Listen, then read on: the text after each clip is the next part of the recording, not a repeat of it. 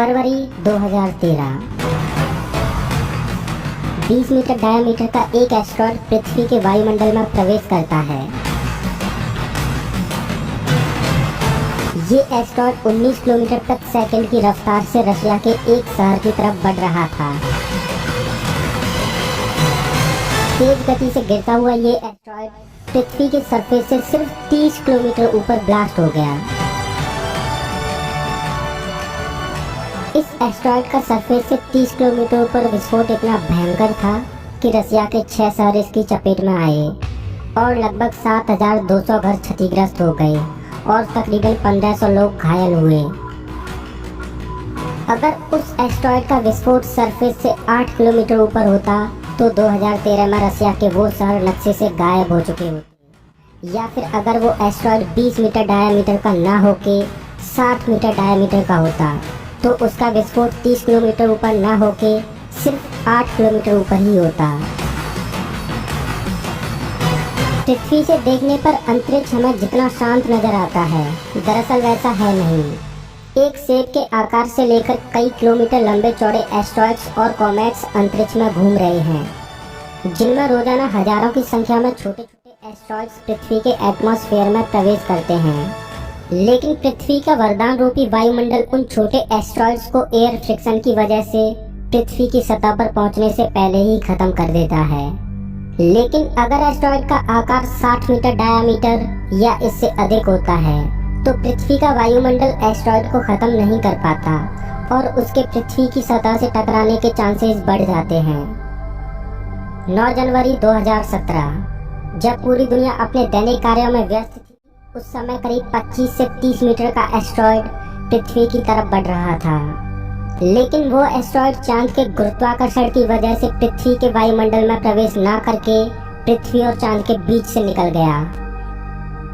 अंतरिक्ष में भटकते हुए एस्टेरॉयड्स पृथ्वी से जीवन का नामो निशान मिटाने की क्षमता रखते हैं। लाखों साल पहले एक एस्टेरॉयड ने ही डायनासोर की पूरी प्रजाति को खत्म कर दिया था। हम अभी तक सुरक्षित हैं और किसी भी एस्टेरॉयड का शिकार नहीं हुए, तो इसका श्रेय जाता है बृहस्पति ग्रह को, क्योंकि बृहस्पति ग्रह का गुरुत्वाकर्षण बल इतना तीव्र है जो एस्टेरॉयड्स के पाथ को बदल देता है।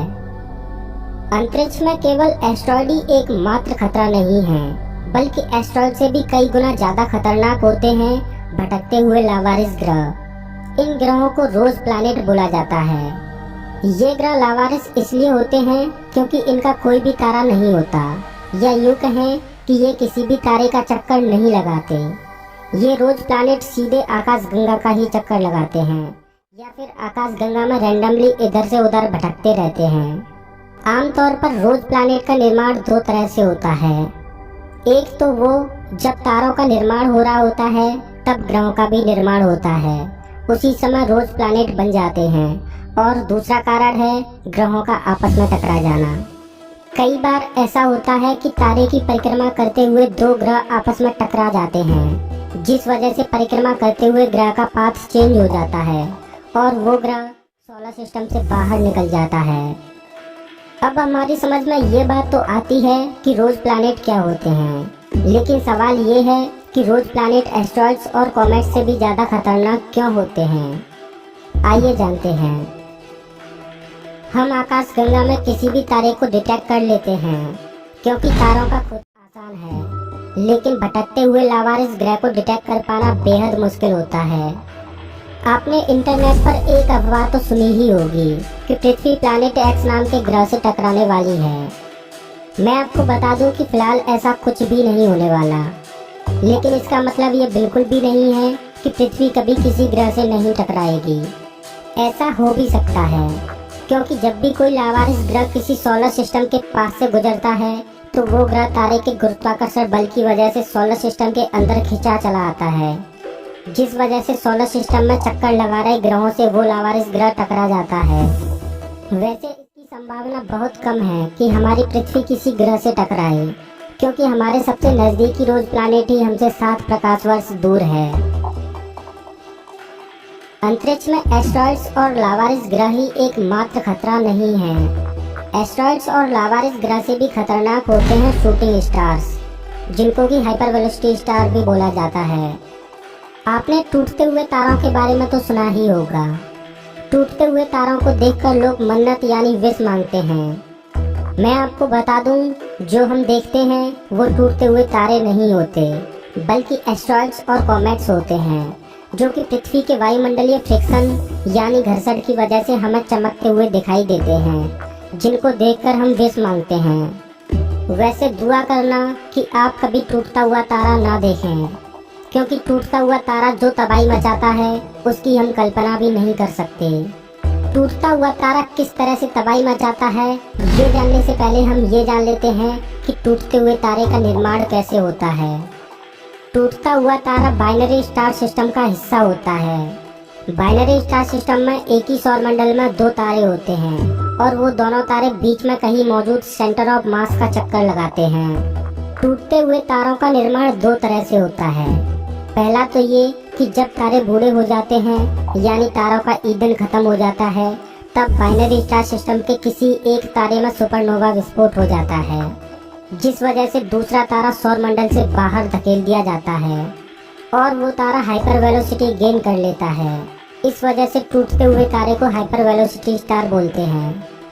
हाइपर वेलोसिटी स्टार को शूटिंग स्टार भी बोला जाता है, क्योंकि तारे की रफ्तार गोली की रफ्तार से भी तेज होती है।